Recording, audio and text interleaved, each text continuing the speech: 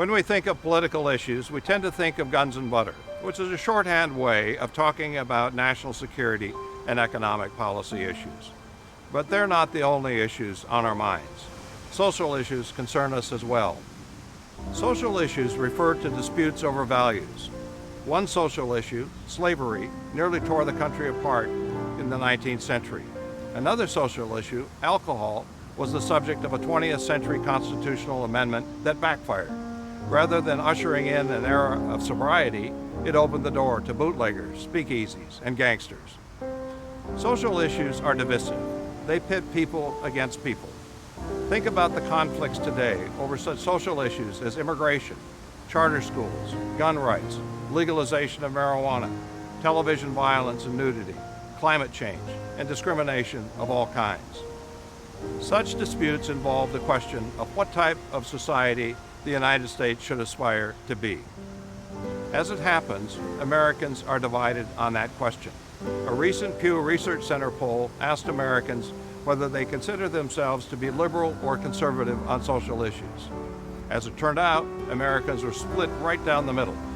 The number who said they're conservative on social issues was matched by the number who said they're liberal.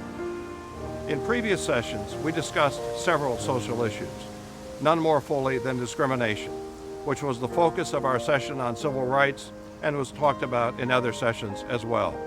In today's session, I'll be discussing social issues through the lens of religion. Over the course of American history, no aspect of society has played more directly into social issues than has religion. Social issues arise out of differences in values, and religions are rooted in values. Not surprisingly, the intersection of religion and politics has been a major source of conflict within the American system.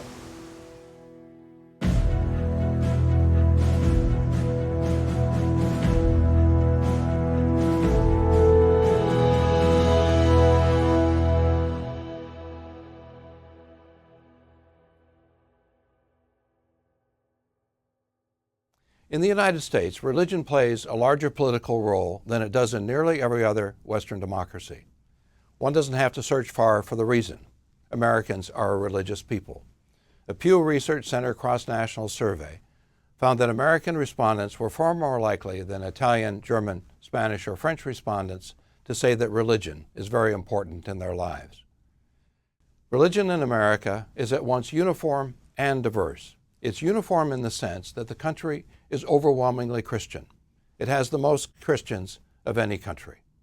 The Jewish community also has deep roots in American society, but accounts for only 2% of the population. Other non-Christians, including Muslims, Hindus, and Buddhists, are increasing in number, but together they account for less than 3% of the American population. At the same time, America's Christians are religiously diverse. Catholics are the largest single denomination, numbering more than 50 million. Protestants outnumber them by roughly 2 to 1, but are split among more than 200 denominations. The largest is the Southern Baptist Convention, with roughly 16 million members, more than 90% of whom are white. Second, with 8.5 million members, is the National Baptist Convention, a nearly all-black denomination that broke with the Southern Baptists during the era of racial segregation.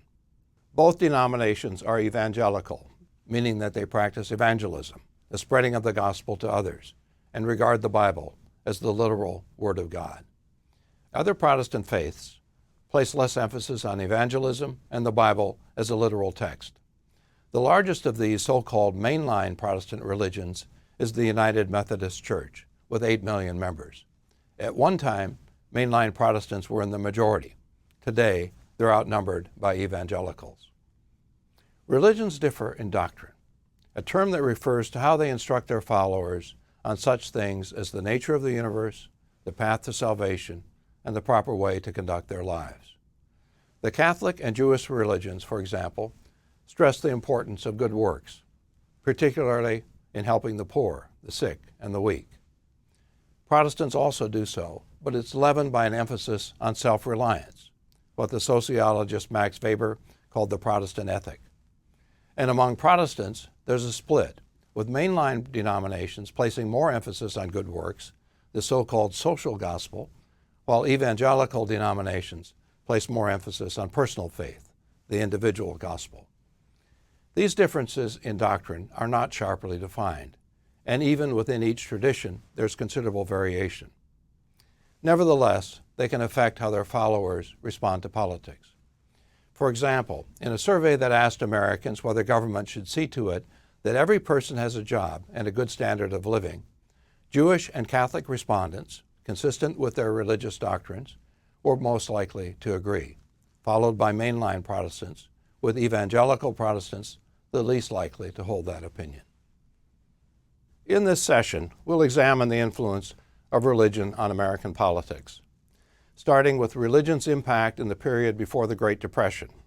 Religious conflict in this period was largely sectarian, Protestants against Catholics. We'll then discuss religion's emergence in the 1970s as a powerful political force in response to issues such as abortion and same-sex marriage. Now, as we discussed in a previous session, the nation's founders sought to separate church and state. The First Amendment says that Congress shall make no law respecting an establishment of religion or prohibiting the free exercise thereof. The First Amendment did not, however, keep religion from working its way into American politics. Indeed, historians and political scientists have concluded that next to race, religion was the leading issue of 19th century politics in America. In the nation's earlier decades, religion was a progressive force. Churches were behind the drive to create public schools and charity houses. They also sparked the abolitionist movement, arguing that slavery was a sin of the highest order and a betrayal of the nation's promise. Said Angelina Grimke, a leading abolitionist, "God punished Egypt and Judea because of slavery, and have we any reason to believe that he will spare America?" The debate over slavery was so intense within some denominations that it led them to split into pro- and anti-slavery branches. These efforts were to continue. Churches were also to provide leadership on women's suffrage. But religion in the 19th century also had its dark side. In the 1840s, religion in America took a sharp turn of a reactionary nature. Economic hardship in Ireland had suddenly brought large numbers of Irish Catholics to America. At the time of the American Revolution, the United States was 99% Protestant. Even as late as 1840, it was more than 95% Protestant. Most of them were not happy with the prospect of sharing their country with Irish Catholics. Today, we think of race largely in terms of blacks and whites. In the mid-19th century, race was a bigger category. The Irish were considered by established Americans to belong to a different race, an inferior one in the minds of many. Said George Templeton Strong, a prominent lawyer and writer, "The Irish are almost as remote from us as are the Chinese." The Catholic influx gave rise to the Know Nothing Party, or as it was officially called, the American Party. The party's platform called for public schools to hold daily Bible readings and to ban Catholic teachers.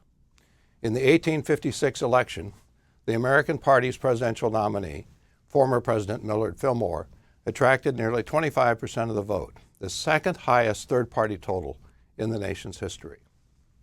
Anti-Catholic sentiment was particularly strong in small towns and rural areas, which in the North after the Civil War were Republican strongholds. Urban areas were more tolerant, and Catholics became the backbone of the Democratic Party organizations in New York, Boston, and other cities. The 19th century religious divide can be seen in this chart. Northern Catholics were heavily Democratic. The margin was 4-1, while Northern Protestants of every denomination were Republican, some by a very wide margin. White Protestants in the South, where race trumped religion, were the exception. They were Democrats as a result of the Republican Party's role in freeing the slaves. Now, in the late 19th and early 20th centuries, the United States experienced its largest wave of immigration in history, most of it from Southern and Eastern Europe. The Catholic population tripled as a result, while the Jewish population increased eightfold. To old-line Americans, this influx threatened the nation's well-being. A congressional report labeled Eastern European Jews as mentally deficient and socially undesirable, concluding that 85 to 90% of them lack any conception of patriotic or national spirit. The Protestant backlash led to the rebirth of the Ku Klux Klan. Formed in the South after the Civil War to repress the newly freed slaves, the Klan was so violent that it lost support even in the South, and by 1900 had virtually disappeared. It was resurrected in 1915 as an organization that was anti-Catholic, anti-Jewish, and anti-Mormon, as well as anti-Black. The new Klan succeeded beyond its founders' wildest dreams. At peak, 1 in every 6 Protestant white males in the United States was a Klan member. Indiana, a non-Southern state, had the largest membership. Klan organizers would go into a city, sign up new members, and cap off the recruitment with a huge rally marked by the burning of a cross and the ceremonial gift of a Bible to a prominent local Protestant.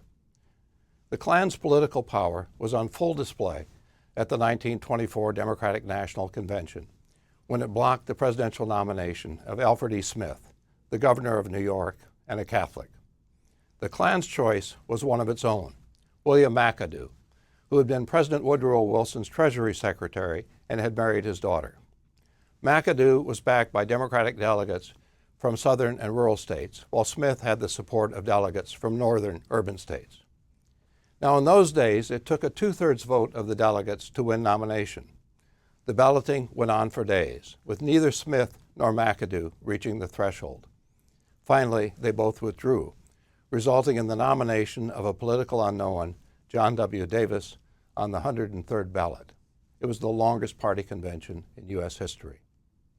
To celebrate Smith's defeat, the Klan organized a rally that drew thousands of its members, dressed in the Klan's traditional hooded cape. 4 years later, Smith won the Democratic presidential nomination, but lost the election in a landslide amid charges he was an agent of the Pope.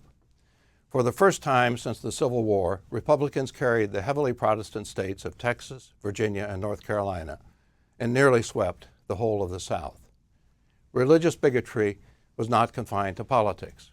Many colleges refused to schedule football games with Notre Dame, a Catholic institution. Twice, Notre Dame's application to join the Big Ten football conference was voted down by anti-Catholic coaches and university administrators. As important as religion was in the 1928 election, its power diminished soon thereafter. The Great Depression had hit, and Americans were far more concerned with their pocketbook than with their neighbor's religion. The nation's entry into World War II, where Americans of all faiths fought side by side, further eroded religious resentments. As historian Thomas Brasino notes, the war produced a sea change in religious relations. The war, he writes, remade the nation. The change in Americans' attitudes was reflected in the increased rate of interfaith marriage. The rate of Protestant Catholic marriages doubled in the 1950s from its earlier level. Although religion was seldom an issue in 1950s politics, America's political parties retained a religious flavor. Most Catholics and Jews supported the Democratic Party, and most Northern Protestants backed the GOP, although Democrats, as a result of Franklin Roosevelt's New Deal, had made inroads with younger and blue-collar Protestants. Then, in 1960, religion came back into play when Democrats picked John F. Kennedy, a Catholic, as their presidential nominee. Kennedy sought to assure Protestant voters about his religion. Said Kennedy, "I am not the Catholic candidate for president. I am the Democratic Party's candidate for president, who also happens to be a Catholic. I do not speak for my church on public matters, and the church does not speak for me." A study by scholars at MIT estimated that Kennedy's religion cost him 1.5 million votes nationwide and tipped the states of California, Kentucky, Oklahoma, and Tennessee into the Republican column. Despite that, Kennedy's religion may actually have won him the election. Heavy Catholic turnout enabled him to pick up the states of New York, Connecticut, Pennsylvania, and Illinois. They had 22 more electoral votes than the 4 states he lost because of his religion. Kennedy's presidency and his assassination 3 years later virtually closed the chapter on the conflict between America's Protestants and Catholics. When John Kerry ran for the presidency in 2004, the first Catholic presidential nominee since Kennedy, his religion was barely mentioned. Although the 1960s ended one form of religious conflict, it planted the seeds of another. In 1962, the Supreme Court ruled that prayer in the public schools violated the First Amendment's Establishment Clause. A year later, the court barred Bible readings in the public schools. Then in 1965, the Supreme Court, citing a right to privacy, held that states could not prohibit the use of birth control pills, which had been approved for contraceptive use by the Food and Drug Administration. That ruling was followed by another right to privacy ruling in 1973. In Roe v. Wade, the Supreme Court held that abortion was legal during the first trimester of pregnancy. Religious conservatives were dismayed by these rulings, and also by the women's rights movement that had formed out of the civil rights movement, and by the counterculture movement with its emphasis on drugs and sexual liberation that had developed out of the anti-Vietnam War movement. In the view of religious conservatives, the traditional male-headed family and the nation's religious values were under attack. A fault line emerged. Secularists and the more liberal religious denominations on one side of the culture debate, and the more conservative religious denominations on the other side. In response to what he described as the nation's moral decay, the Reverend Jerry Falwell, a minister of the Southern Baptist Convention, founded the Moral Majority. Headquartered in Virginia, with chapters in every southern state, and built around a network of evangelical ministers, the Moral Majority at peak had more than 4 million members and nearly 2 million donors. The Moral Majority's program called for restoring Christian prayer in the public schools, outlawing abortion, preserving the traditional family, boycotting media outlets that carried sexual content, and opposing the Equal Rights Amendment, which would have formally granted women the same constitutional status as men. In 1980 and 1984, the Moral Majority endorsed Republican Ronald Reagan's presidential candidacy and spent millions on televised advertising and voter registration drives aimed at securing his election. The Christian rights role in Republican politics was further strengthened when the Reverend Pat Robertson, a Baptist minister who founded the Christian Broadcasting Network, ran for the 1988 Republican presidential nomination.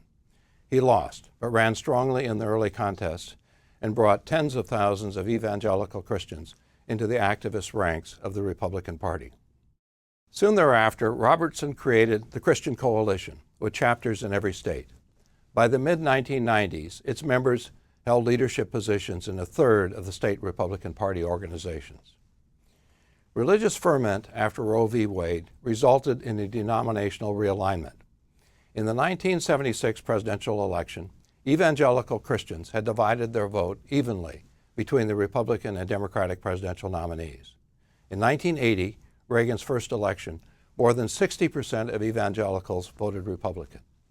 In 1984, and then again in 1988, roughly 80% of them did so. Less dramatic but significant changes had also taken place among other religious groups. Catholics had become a less reliable source of Democratic votes. Those who went to church regularly were now casting most of their votes for Republican candidates. As political scientist John Green noted, there isn't a Catholic vote anymore. There are several Catholic votes. Meanwhile, secularists and liberal mainline Protestants were increasingly voting Democratic. The party's national platforms reflected the change. In 1976, the Republican platform had a plank calling for a ban on abortion. Every Republican platform since has included such a plank. The 1976 Democratic platform had a plank endorsing a woman's right to choose. Every Democratic platform since has had such a plank. Now, in the 1990s, Democratic Party leaders began to vigorously contest the growing power of the religious right, centering their push on women's rights and taking up the issue of gay rights. During the 1992 presidential campaign, Democratic nominee Bill Clinton proposed to end the ban on gays and lesbians in the armed services. At their national party convention, Republican speakers played up Clinton's position, declaring it an assault on family values. As a political issue, same-sex relations had advantages for both parties. Gays and lesbians were increasingly outspoken in their demand for equal treatment. Their sexual identity was central enough that many were willing to vote on it. According to exit polls, Clinton received roughly 80% of the 1992 two-party vote of gays and lesbians. The appeal to women's rights was also a source of Democratic votes. Clinton won 56% of the two-party vote among women. A gender gap, the difference in the vote preferences of men and women, had opened in the 1980s, and the 1990s solidified it. Ever since, Democratic candidates, at the congressional as well as at the presidential level, have run more strongly among women than men. But gender also gave conservatives a potent issue. Referring to same-sex relations, the Reverend Lou Sheldon, head of the Traditional Values Coalition, said, "We now have another front-burner issue in addition to abortion." Republican lawmakers also recognized the potential of the same-sex issue. In nearly every state, they introduced bills defining marriage as the union between a man and a woman. By 2001, a majority of states had adopted a statute or constitutional amendment upholding traditional marriage. In the 2004 elections, Republicans placed a marriage referendum on the ballot in 13 states, expecting it to draw religious conservatives to the polls. It worked, and in every case, the referendum passed easily. The same strategy was pursued 2 years later in 9 states. If there was any question about the degree to which religion had been absorbed into American politics, it was dispelled by the composition of the vote in the 2000 and 2004 presidential elections. Among voters who went to church regularly, Republican George W. Bush received more than 60% of the vote in 2000. Among infrequent and non-attendees, he got less than 40% of the vote. That same 60-40 pattern occurred again in the 2004 election. The increasingly close relationship between religion and party can also be seen in the trend in party identification. In the early 70s, there was basically no correlation between the frequency of church attendance and America's party loyalties. Since then, the correlation has increased, with regular churchgoers increasingly loyal to the Republican Party. Now, where are things headed? What role is religion likely to play in the nation's politics in the years ahead? There are some signs that religious-based conflict could be weakening. Some prominent evangelical leaders believe it was a mistake to tie religion so closely to politics, particularly in light of the fact that it didn't produce many policy victories. They would refocus the Christian right on its evangelical mission, contending that its close identification with the Republican Party has made it harder to preach the gospel to Democratic-leaning Americans, Hispanics particularly. Some observers also point to the same-sex marriage issue as a possible sign of religion's weakening influence. In the entire history of polling, there have been few issues where public opinion has changed so dramatically in such a short period as has been true of Americans' opinions on gay marriage. In the early 1990s, fewer than 20% of Americans backed same-sex marriage. Even a decade later, support was very low. Today, a majority of Americans approve of same-sex marriage. Remarkably, unlike the abortion issue, where Republicans and Democrats have shifted in opposite directions, support for same-sex marriage has increased among Republicans and Democrats alike. There's a wide gap in their opinions on the issue, but the trend for both is upward. That's also true for religious groups, as you can see in this figure. Although white evangelicals are predictably the most opposed to gay marriage, they, like the other religious groups, have become more supportive of it. In 2015, the Supreme Court ruled that same-sex couples have a constitutional right to marry, thereby extending the practice to all 50 states. Although the court's decision could conceivably intensify opposition to same-sex marriage, the public's response to previous civil rights rulings suggests that the decision is more likely to reduce opposition to such marriages. There's a final reason for thinking that the power of religion in politics is declining, a growing secular trend in American society. Church attendance is declining, particularly among young adults.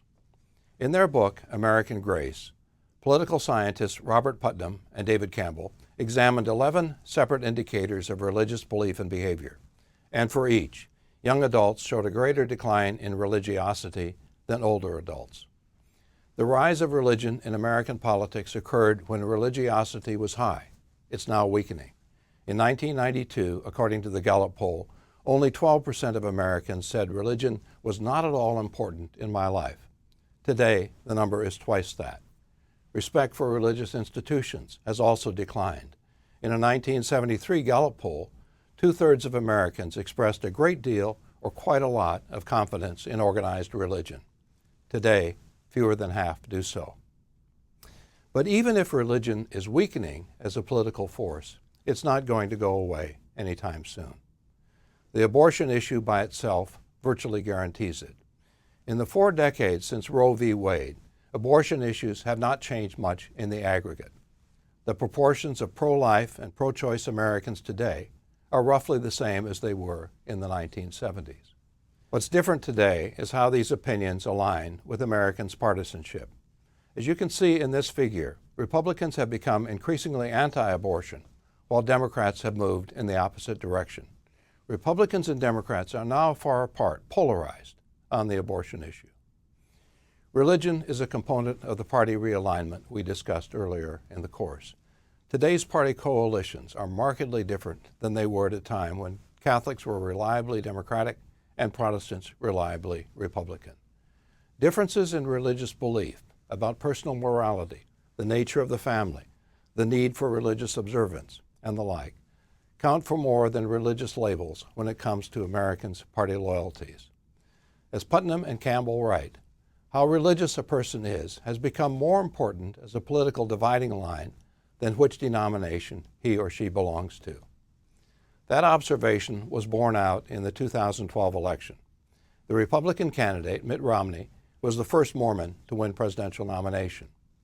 Although polls indicate that white evangelicals, more than any other religious group, question the validity of the Mormon religion, it didn't stop them from backing Romney. Exit polls found that he received 79% of the white evangelical vote, an amount equal to that of George W. Bush in 2004 and 6 percentage points higher than John McCain in 2008. To white evangelicals, Romney's positions on abortion, same-sex marriage, and other social issues easily trumped his denomination. Party loyalties and religious beliefs are now interlocked. It's hard to imagine what, if anything, will break that bond in the foreseeable future. As this figure shows, what's true of religion is true of social issues generally. Most Republicans describe themselves as social conservatives, while most Democrats call themselves social liberals. The tendency is pronounced enough to suggest that social issues, in one form or another, are likely to be a source of partisan conflict for years to come. Okay, let's summarize what we've said in this session about religion and politics. We began by noting that despite the constitutional separation of church and state, religion was a powerful force in early American politics, finding expression in sectarian conflict, the dominant Protestant population against the growing number of Catholics. This conflict worked its way into the party system, with Catholics identifying with the Democratic Party and Northern Protestants with the Republican Party. The heavily Protestant South, where race rather than religion was the top issue, was the exception. The Great Depression and World War II served to reduce Protestant-Catholic antagonisms, which were further diminished after John F. Kennedy's election in 1960. Since then, religion's political influence has come in response to issues such as school prayer, abortion, and family norms. These issues served to mobilize religious conservatives who aligned with and were embraced by the Republican Party. Meanwhile, seculars and religious progressives increasingly sided with the Democratic Party. Religious observance and party identification are now tightly linked.